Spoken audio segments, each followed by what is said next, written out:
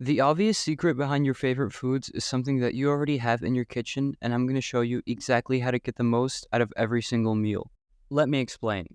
Whenever you eat at your favorite restaurant, you'll notice that the most flavorful dishes are very well salted.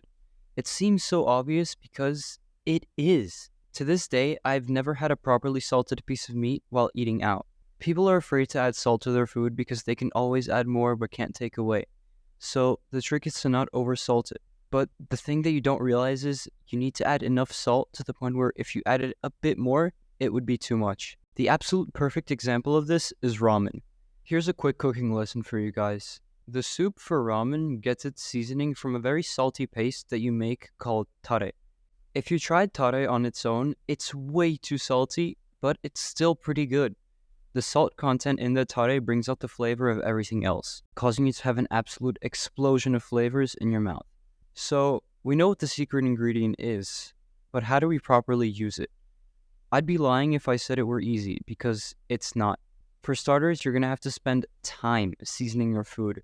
Whenever you make a sauce, don't just add a bit of salt and call it a day. Stand there for 10 minutes just adding salt and tasting. A trick I saw from a chef in a restaurant with an open kitchen was to take a small amount of sauce out, season it, and then try it. If it tasted better, he would add more salt to the entire sauce. With meat, it's a bit more challenging. Always season meat from a height so that you hit the entire surface. Obviously, the thicker the meat, the more salt you add. Start by adding a thin layer though. You can't do the sauce technique here. Plus, you can always add more at the table even though people look down upon it. Eventually, after cooking several steaks, you'll be able to gauge the perfect amount of salt by eye. Like and subscribe. See ya.